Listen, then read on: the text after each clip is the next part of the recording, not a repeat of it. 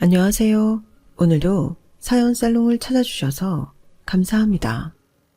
저는 서울 강북구에 사는 30대 초반의 여성이에요. 저는 얼마 전 결혼한 지 1년도 안 돼서 이혼을 결심하고 갈라섰어요. 제 인생에서 저런 최악의 인간들은 처음 만나봤거든요.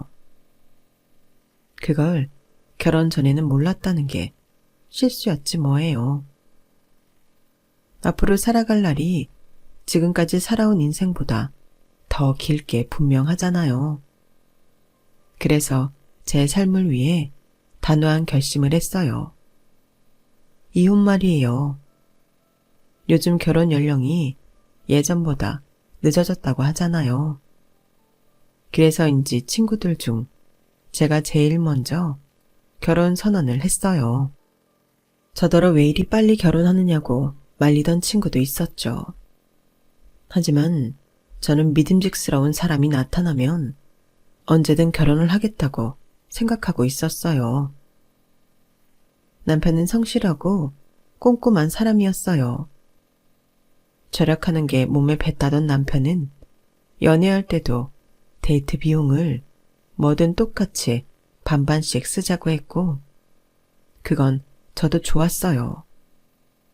결혼하고 나서는 더 정확하게 계산을 했다는 게 문제라면 문제였어요. 같이 생활비를 쓰다 보면 한 사람이 더 쓸 수도 있잖아요.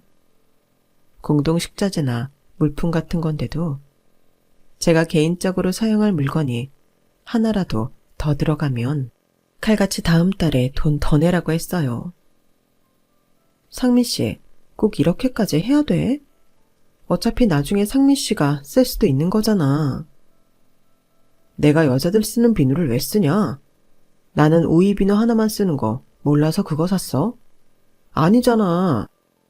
경선이 네가 쓰고 싶은 거니까 샀지. 그럼 네가 돈 더 내야지. 처음에는 남편이 하는 말이 다 맞는 것 같아서 계속 휘둘렸고, 이런저런 계산을 하다 보면 늘 생활비는 제가 어느 정도 더 내는 꼴이 되고 말았어요.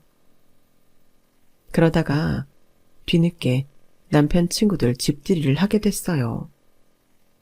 그것도 남편이 돈 들어간다고 짜증내며 미루다가 하게 된 건데, 나중에 카드 쓴 걸 보더니 막 화를 내더라고요. 야, 무슨 집들이에 돈이 이렇게 많이 들어가? 백화점 가서 장봐 아니야? 뭐 음식에 금이라도 넣었어?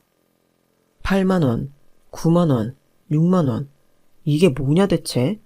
이럴 거면 그냥 배달시키지. 왜 집에서 요리를 했냐고. 요즘 물가 비싼 거 몰라? 나는 아껴서 산다고 샀는데 무슨 금이 들었다느니 그런 말이 왜 나와? 집들이에 누가 이렇게 돈을 써? 너 장 볼 줄 모르는 거 아니야? 아니, 그런 말이 어디 있어. 나도 세일 품목 사고 이것저것 고르고 재느라 애썼는데. 너무하네. 한두 사람 온 것도 아니고 상민 씨가 한꺼번에 한다고 10명 넘게 불렀잖아. 그건 생각 안 해? 너 마트 가서 장 봤잖아. 이런 걸 마트에 가서 보면 어떡해. 재래시장 가야지. 그러면 더 쌀 거 아니야. 재래시장이 더 싼지 어떤지는 모르겠고 여기 시장이 어디 있는지도 모르잖아. 상민 씨는 알아? 알면 상민 씨가 장 봐오지 그랬어. 제 말에 할 말이 없어진 남편은 돈 많이 들어갔다며 며칠은 계속 투덜댔어요. 저는 나중에 듣기 지겨워질 정도였고요. 좋은 말도 한두 번이라는데 듣기 싫은 말을 계속하니 가만히 듣고 있다가도 속상해지더라고요. 게다가 남편은 신혼집 마련할 때 자기가 좀 더 보탠 걸 갖고 늘 물고 늘어졌어요. 남편이 60을 냈다고 하면 제가 40을 낸 건데요. 제 생각에는 그다지 차이가 크지 않다고 생각했는데 남편은 그걸 어마어마한 차이라며 잔소리를 했어요. 네가 이 집에서 지분을 덜 내고도 나랑 똑같이 주인처럼 살잖아. 네가 40%는 보탰으니 크게 차이 안 난다고 하는데 10%면 얼마나 큰 차이인 줄 알아?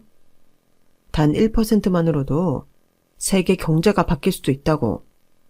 그런 거 보면 경선이 너 참 경제관념이 엉망이야. 그래서 내가 가전제품이니 가구 살 때 더 신경 쓰고 돈 더 냈잖아. 그건 잊어버린 거야? 집 없으면 가구고 뭐고 다 어디다 두고 사는데? 집이 제일 크지. 그리고 네가 사온 것들 그게 다 비싼 거야? 명품이야? 아니잖아. 그럼 할 말 없어야 맞지. 저는 그런 남편한테 점차 냉정함을 느꼈어요.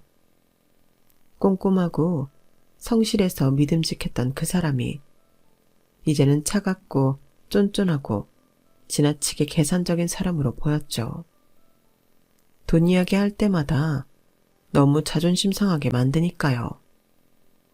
만약 친정 부모님이 남편 모르게 용돈 쓰라며 보내주시는 돈이 없었으면 저는 정말 숨 막혔을 거예요.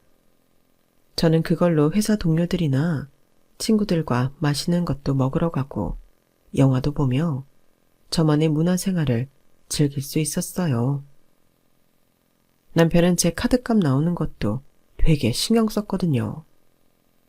그래서 부모님이 보내주신 건 모바일 통장에 넣어놓고 남편이 알지 못하게 했어요. 그러다가 결혼하고 처음 연휴를 맞이하게 됐는데요. 명절이 아닌 주말을 낀 연휴였기 때문에 저는 당연히 남편하고 어디 놀러 가거나 편히 쉴 수 있을 것만 생각했어요. 안 그래도 결혼 전부터 첫 연휴는 둘이 편히 쉬자고 말을 했었거든요. 그런데 남편이 정말 뜻밖의 말을 하는 거였어요. 이번 연휴 때 엄마네 갈 거야. 그리고 하루 정도 가까운 데 나가서 바람 쐬고 맛있는 거 먹을 거니까 그거 예산 잘 짜봐. 뭐? 어머니한테 간다고? 왜?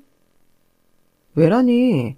그동안 바빠서 엄마 보러도 잘 못 갔는데 이럴 때라도 가서 효도해야지. 경기도에 하루쯤 갔다 오자. 펜션 같은 거 알아봐.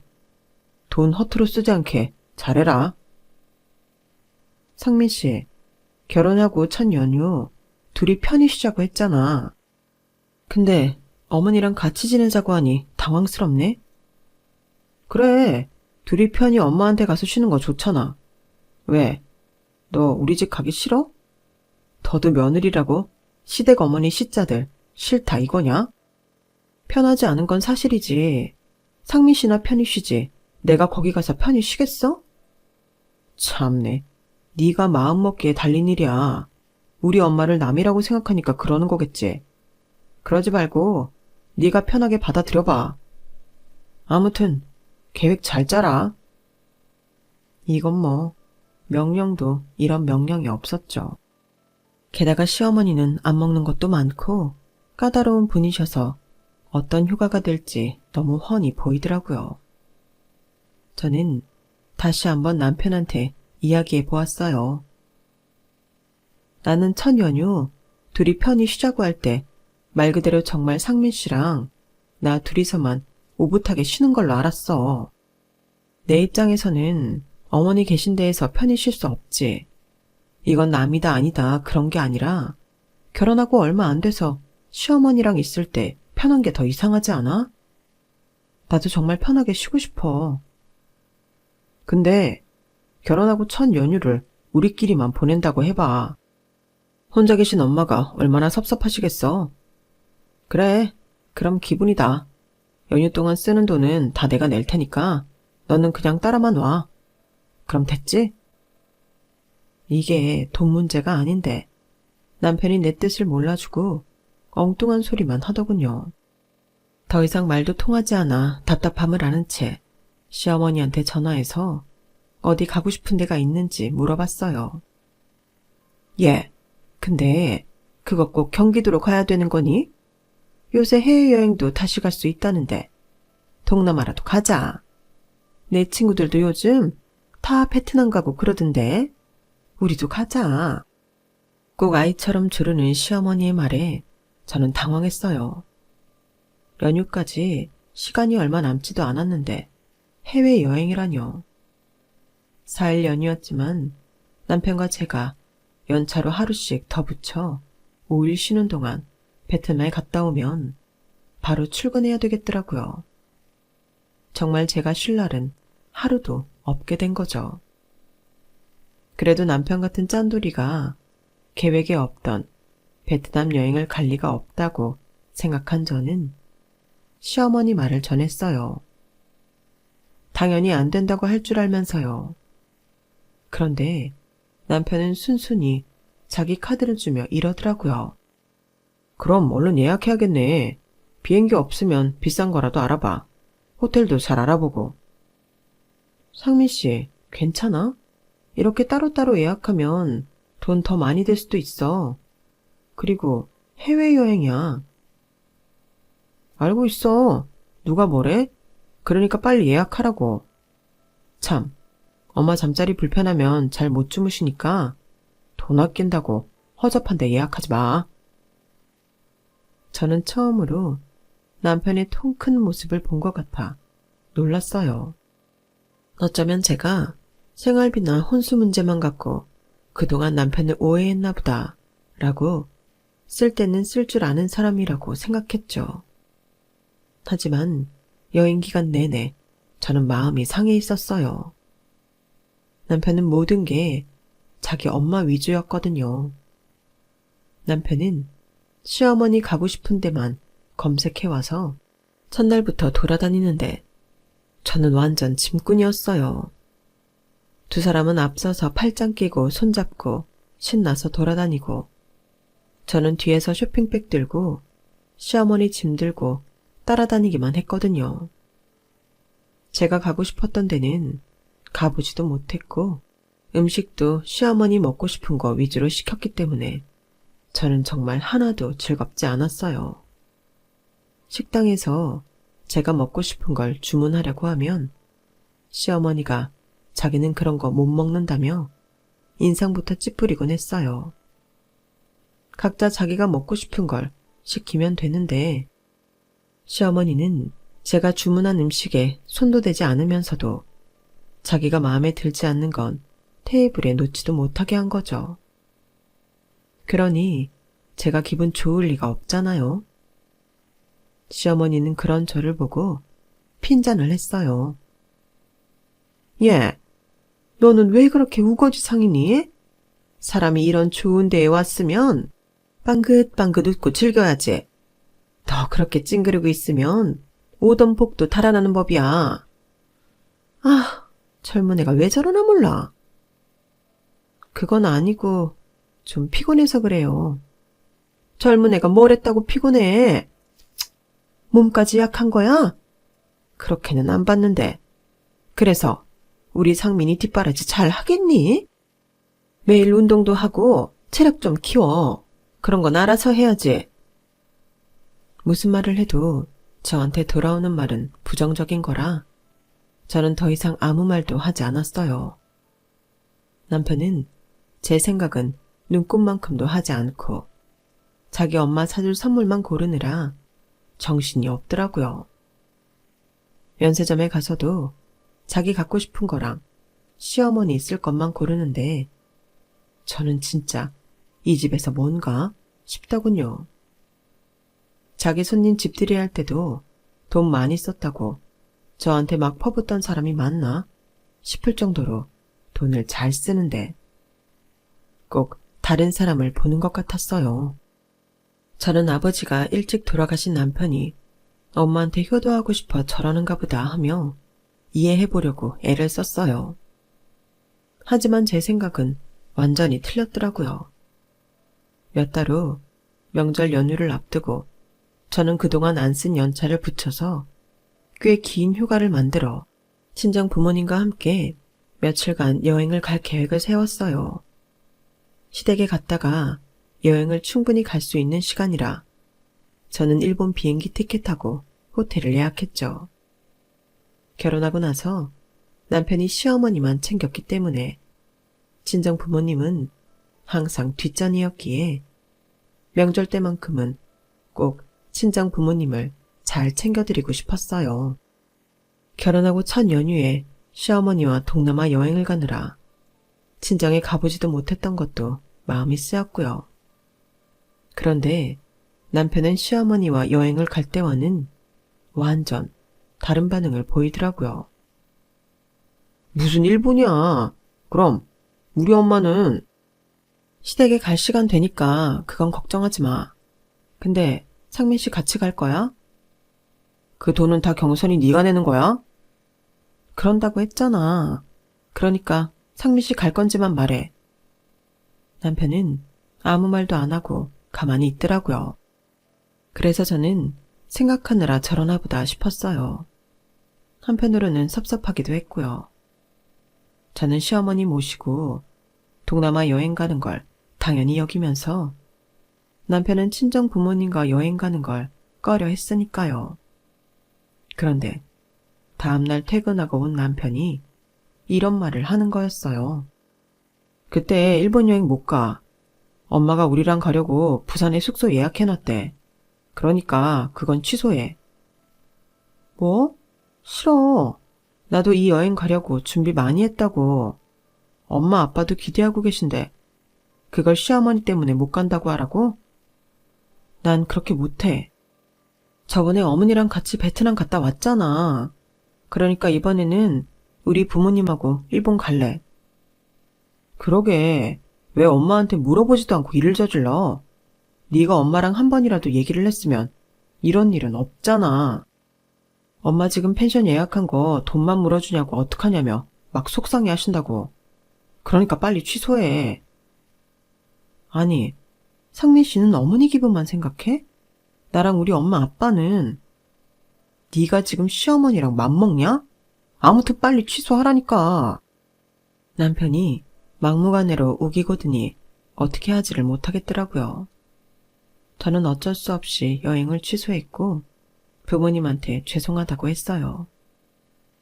그래, 사돈이 벌써 숙소까지 예약했다니 너랑 김서방하고 같이 시간 보내고 싶어서 기대 많이 하셨나 보다.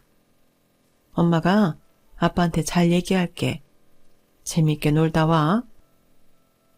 엄마가 이해한다며 잘 다녀오라고 하셨지만 목소리에 아쉬움이 묻어나는 게 느껴지더라고요. 저는 그런 엄마 아빠한테 너무 죄송했어요. 엄마는 재미있게 놀다 오라고 했지만 지난번 여행을 생각하면 그럴 일은 없을 것 같아 한숨만 나오기도 했고요. 그런데 저는 남편이 부산까지 비행기 타고 간다는 말에 놀랐어요. 게다가 비즈니스석을 샀더라고요. 아니, 부산 가는데 비즈니스석이야? 시간도 얼마 안 되는데 뭐하러 이런 데 돈을 썼어? 엄마 나이 되면 짧은 시간도 하늘에 떠서 앉아 계신 게 힘드신 법이야. 지난번 베트남 갈 때 네가 이코노미석 끊어서 많이 불편하셨대. 그래서 내가 신경 쓴 거야. 너한테 맡기면 또 일 제대로 못할까 봐. 그리고 네 돈 쓴 것도 아닌데 뭘 그래?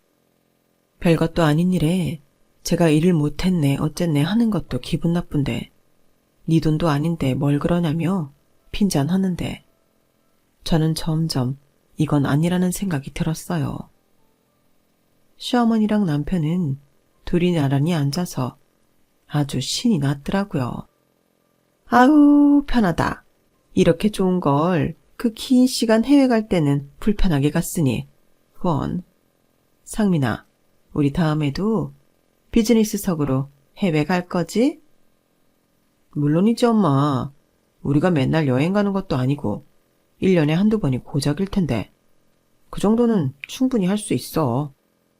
바로 전날 저한테 고기 비싸게 샀다고 짜증내던 남편이 시어머니한테는 해외여행을 비즈니스석으로 다니자고 하니 저는 이제 짜증도 안 나고 헛웃음만 나더라고요. 그리고 제 예상대로 저는 또 소외됐고 남편과 시어머니만 신이 나서 돌아다녔어요. 제가 가고 싶은 데는 가지도 못하고요. 두 사람을 멀찌감치 따라가는데도 저는 신경 쓰지 않는 남편의 모습에 저는 화가 나기 시작했어요. 시어머니는 제가 하루 종일 말도 안 하고 웃지도 않자 저한테 뭐라고 하더군요. 너는 어떻게 웃는 얼굴 한 번을 못 보냐? 놀러와서까지 그렇게 찡그리고 있는 이유가 뭐야? 너 평소에도 상민이한테 이러니? 혹시 나랑 여기 온 게 싫어서 그러니? 네 엄마 아빠랑 놀러 못 가서 그래? 옆에 사람 불편하게 좀 하지 마라. 제가 어머니랑 상민 씨 불편하게 한 건 없는 것 같은데요. 어차피 저는 없는 사람 취급하셨잖아요. 그런데도 제가 두 사람 기분 좋으라고 웃고 있어야 되는 건가요? 뭐가 어쩌고 저째? 어머 얘 좀 봐. 너 어디다 대고 그런 말버릇을 하는 거냐? 너 이런 애였어? 누구든 계속 짐꾼 취급만 당하면 이런 기분 들지 않겠어요? 너 이것밖에 안 되는 애였구나. 네, 맞아요. 저 이 정도밖에 안 되니 제 기분도 좀 헤아려 주세요. 그럼 저는 먼저 들어가서 쉴게요. 저는 완전 기분이 상해서 될 대로 되라는 심정으로 방에 돌아와 침대에 누워버렸어요. 그날 남편은 호텔 스카이라운지에서 제일 비싼 코스를 시켰던 게 떠오르더군요. 저희 신혼여행 갔을 때도 돈이 아깝다며 조식도 시키지 말자고 해서 저랑 다퉜던 사람인데 말이죠. 저는 남편한테 뭔지 화만 났고 더 이상 보고 싶지도 않았어요. 그래서 저는 남편이 시어머니랑 나간 사이에 짐을 싸 올라왔어요. 그리고 바로 일본에 가는 비행기 티켓을 사서 친정 부모님한테 무조건 가자고 부추겨서 여행을 떠나버렸어요. 가기 전에 남편한테 문자를 남기기는 했죠. 나 엄마 아빠랑 일본 여행 갔다 올 테니까 그렇게 알아. 갑자기 제가 여행을 가자고 하니 부모님은 놀라셨지만 막상 가니 오랜만에 해외에 나와서 좋다며 너무 즐거워하시더라고요. 저도 오랜만에 숨통이 트이는 것 같아 좋았고요. 제가 먹고 싶은 것도 실컷 먹고 가고 싶은 데도 가고 엄마 아빠 하고 싶으셨던 온천도 하면서 정말 즐겁게 보냈어요. 집에 돌아오니 남편은 아주 불쾌한 표정으로 저를 노려보더군요. 넌 무슨 애가 말도 없이 와서는 자기 부모랑 여행을 가냐? 이래도 되는 거야? 한 집안의 며느리가 됐으면 시어머니 뜻을 따라야지. 기어이 일본을 가? 돈은 얼마나 썼어? 그러는 상민 씨는 한 집안 사위가 돼가지고 자기 엄마만 신경 써? 저번에도 어머니랑 베트남 갔으면 이번에는 처가랑 놀러 갈 생각도 해야지. 어떻게 자기 엄마만 생각해? 그리고 돈? 내 돈 쓴 거 왜 간섭이야? 상민 씨도 놀러 가서 쓰는 돈 나한테 얘기 안 했잖아. 비즈니스서 끊는다고 나한테 말했냐고. 남편은 제 말에 입을 다물었지만 저를 험악하게 노려봤어요. 저희 사이는 그때부터 급격하게 갈라지기 시작했죠. 그러다가 친정엄마 생일이 돌아오게 됐는데 남편은 돈 없다며 시장에서 파는 짝퉁 크로스백을 던져주더라고요. 거기까지는 참을만 했는데 그날 시어머니한테 명품 구두를 사줬다는 걸 알게 됐어요. 시어머니가 저한테 전화로 자랑했거든요. 우리 상민이 안목이 이렇게 높다. 너 남편 보고 잘 배워. 너는 따라가려면 멀었어. 그러니 상민이가 너한테 못 맡기고 직접 나를 챙기지. 저는 아무 말 없이 전화를 끊었고 완전 열받아서 그날 퇴근은 언니네 집으로 가버렸어요. 언니와 형부는 놀라서 무슨 일이 있었냐고 물었죠. 저는 너무 화가 나서 그동안 있었던 일을 다 말해버렸어요. 그 말을 들은 언니는 어이가 없다며 화를 내더라고요. 그런데 그 말을 마침 언니네 왔던 친정엄마가 들은 거였어요. 아니, 김서방 꼼꼼하다고 생각하며 넘어가려고 했는데 뭐가 어째? 너한테 그런 식으로 대했단 말이야? 그것도 돈 때문에? 지들은 펑펑 쓰면서 왜 너한테만 그런다니? 너 왜 그런 말을 이제야 해? 왜 엄마한테 안 했어? 뭐 좋은 일이라고 그런 말을 해서 속상하게 해. 결혼한 지 얼마 되지도 않았는데 내가 그런 말하면 엄마 아빠는 기분 좋겠어? 아, 네가 일본 다음에 가자고 하다가 갑자기 가자고 했을 때 뭔 일이 있나 싶었어도 이런 것인 줄은 몰랐는데 안 되겠다. 라더니 엄마는 그 이야기를 아빠한테 하셨고 그 말을 전해 들은 아빠는 엄마 생일 기념으로 호주 여행을 가자고 하시더라고요. 우리 가족 전부 비즈니스석 타고 가고 호텔도 제일 좋은 데 예약할 거다. 경선이 너는 그렇게 알고 김서방한테 말해. 제가 아빠가 시킨 대로 남편한테 말하자 남편은 말도 안 된다며 당장 취소하라고 펄펄 뛰었어요. 아빠가 예약하신 건데 그걸 내가 어떻게 취소해? 나는 갔다 온다고 통보하는 거야. 알겠어? 야, 너는 못 간다고 해. 무슨 여행을 또 가? 네가 그러고도 가정주부야? 넌 안 된다고 해. 싫어. 언니랑 형부도 가는데 왜 나만 안 가? 그리고 내가 무슨 여행을 그렇게 많이 갔다고 그래. 상민 씨랑 어머니랑 같이 간 거? 그게 무슨 내 여행이야. 짐꾼으로 간 건데. 그건 쉬는 것도 노는 것도 아니잖아. 그러니까 나도 편하게 놀다 올 거라고. 너 카드 내놓고 가. 우리 집에 들어갈 돈으로 여행 가서 쓰는 거 난 용납 못하니까. 장인어른 돈으로 다 쓸 수 있으면 가고 아니면 가지 마. 상민 씨가 뭔데 가라 말아야. 상민 씨는 여행 가서 어머니한테 쓴 거 월급에서 안 까? 그것도 다 집에 들어갈 돈. 카드값에 꼬라박고 있으면서 왜 나한테만 그래? 진짜 말 같은 소리를 해야 들어주든지 말든지 하지. 뭐가 어쩌고 저째? 꼬라박아? 넌 내가 돈 쓰는 게 그렇게 눈꼴 시려? 내가 그 정도 돈도 못 써? 그럼 난 왜 못 써? 내가 돈 쓰는 거 눈꼴 싫어하면서 상민 씨한테만 말 못하게 하잖아. 그리고 내가 뭐 이 집에 댁들 뒤치다거리만 하려고 들어왔어? 왜 사람을 짐꾼 취급하는 건데? 내가 하녀야? 제가 소리를 버럭 지르자 남편은 움찔했지만 물러서지 않았어요. 그리고 다음 날 남편은 저보고 각서를 쓰라더군요. 카드 맡겨놓고 가고 여행 가서 절대 제 사비를 쓰지 않겠다는 각서였어요. 싫어. 내가 이런 각서를 왜 써? 나는 못해. 그러자 남편은 열받아서 시댁으로 가버렸고 시어머니가 회사까지 저를 찾아왔어요. 네가 인성이 덜 됐다는 건 지난번에 알아봤지만 이 정도라고는 꿈에도 생각 못했다. 너 결혼해서 지금까지 내 아들 뭘 그렇게 편하게 해줬다고 그깟 각서 하나를 못 써주냐?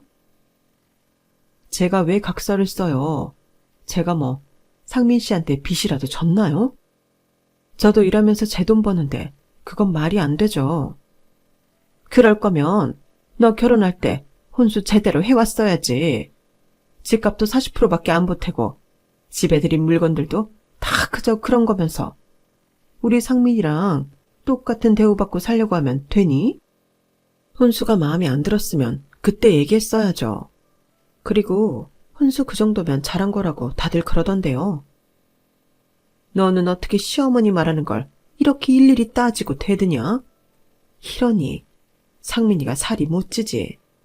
너처럼 피곤한 애랑 사니까. 제가 더 피곤하죠. 사람을 자기들 종인 줄 아는 거잖아요, 이건. 돈 쓰는 각서를 쓰라는 그런 사람이 어딨어요? 지금이 무슨 조선시대예요? 저 이제 일하러 가봐야 해서요. 그럼 조심히 돌아가세요. 먼저 일어날게요. 제가 자리에서 일어나자 시어머니는 뒤에서 저한테 못돼 처먹었다고 욕을 하는데 너무 모욕적이고 화가 나더군요. 그리고 일은 점점 커져서 제가 퇴근하고 갔더니 남편과 시어머니가 앉아서 저한테 각서에 사인을 하라고, 아니면 여행 절대 못 간다고 으름장을 놓았어요. 저는 두 사람을 빤히 보다가 친정에 전화를 해서 엄마 아빠를 불렀어요. 부모님이 오자 남편이 당황해서 어쩔 줄 모르더군요. 시어머니도 아빠의 굳어진 표정을 보자 좀 주눅이 든 것 같았어요. 아니, 이런 일에 박가사돈까지 오시고 참 난감하네요. 며느리를 너무 감싸고 두시는 건 아닌가요? 시어머니는 아빠랑 눈을 마주치지 못하면서도 할 말을 다 하더군요. 그러자 아빠가 이렇게 말씀하셨어요. 철이 안 든 건 김서방도 마찬가지 같습니다. 자기들끼리 싸우는데 부모까지 대동한 게 김서방이니 우리 애도 그래야죠. 그동안 계속 참은 건 경선이 아닙니까? 그 말에 남편은 움찔하며 고개를 돌리더라고요. 옆에 있던 엄마도 거드셨어요. 김서방 자네, 우리가 신혼집 살 때 돈 덜 보탰다고 아주 벼르고 벼른 모양일세. 혼수까지 타박하며 우리 딸 돈 못 쓰게 손발 꽁꽁 묶으려 했으니 말이야. 그래서 우리랑은 여행도 못 가게 하고 자네는 저가에 오지도 않는 건가? 장모님, 뭐예요? 그때는 이미 엄마가 숙소 예약을 하셔서 그랬던 거고, 저희가 좀 아끼며 살자는 의미에서 각서 얘기도 나왔고요. 그럼 자네도 각서 쓰게. 자네랑 자네 어머니한테만 명품 사는 돈 쓰지 않는 걸로. 어떤가? 그러자 남편은 말을 제대로 못하고 더듬댔어요. 아, 그건 좀... 아니, 안싸돈. 그것 말씀이 지나치시네요. 우리 상민이 지가 번 돈으로 쓰는 걸 뭘 그렇게 안 입곱게 보세요? 우리 경선이는 자기가 번 돈 쓰는 거 아닌가요? 그거 안 입곱게 보신 건 사돈 아니시고요. 그리고 김서방이 자기가 번 돈만 썼다고요? 이 집 담보로 대출받아 안싸돈한테 차 사주지 않았어요? 그 말에 두 사람은 놀라서 입을 딱 다물었어요. 어떻게 알았냐는 표정이더라고요. 저도 전에는 몰랐는데 제가 남편 때문에 힘들어하는 얘기를 들은 언니와 형부가 남편에 대해 좀 알아봤더라고요. 그런데 저희 집을 담보로 대출을 받아 시어머니한테 비싼 외제차를 뽑아줬다는 걸 알게 됐어요.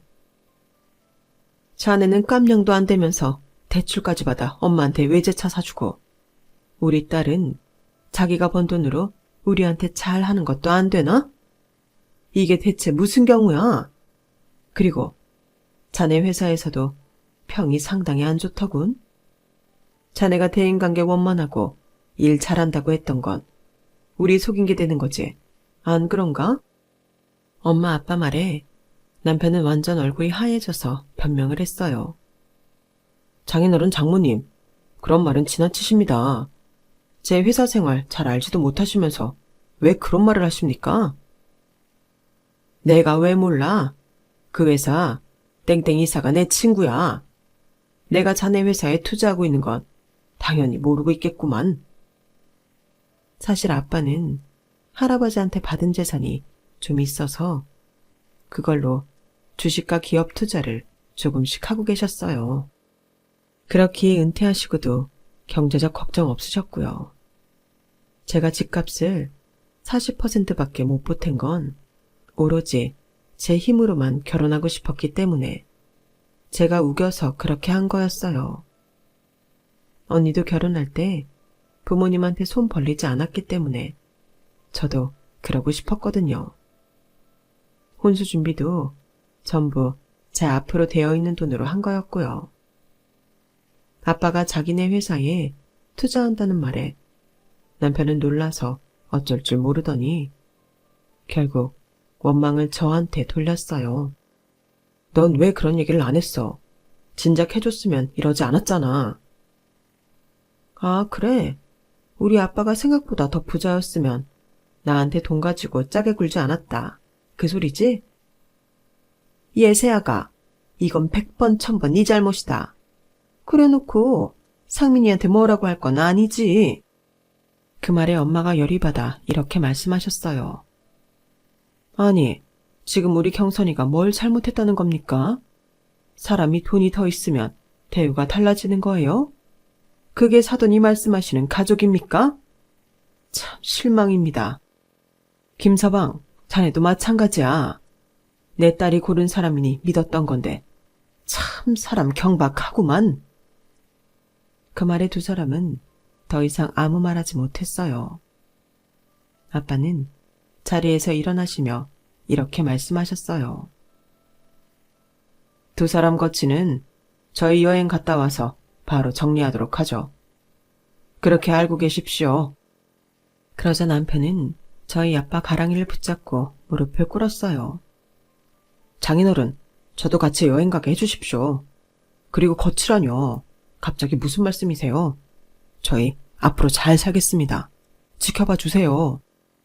저는 그런 남편의 손을 아빠한테서 떼어내며 말했어요. 상민 씨, 돈 쓰는 거 싫어하잖아. 그런데 호주 갈 돈 있어? 그리고 나 몰래 어머니 차 사준 거 대출금도 갚아야 되잖아. 근데 무슨 돈으로 호주를 간다고 그래? 이제 와서 이러지 마. 진짜 너무너무 속보이고 없어 보여. 아니야, 경선아. 그동안 내가 너무 속 좁게 군 것 같아. 미안해. 그러니까 같이 가자. 제가 장인 장모님 모실게요. 네? 장인어른. 나는 자네 성실하고 꼼꼼하다는 경선이 말에 결혼 허락했어. 그런데 감히 내 딸을 진꾼 취급하고 그깟 실혼집 돈 덜 보탰다고 사람 자존심을 이렇게까지 짓밟아? 나는 그런 놈 사위로 취급 안 하네. 그러자 이번에는 시어머니도 허리를 깊게 숙이며 잘못했다고 하더군요. 사돈, 정말 죄송했습니다. 우리 상민이 예쁘게 봐주세요. 저희가 정말 잘못했어요.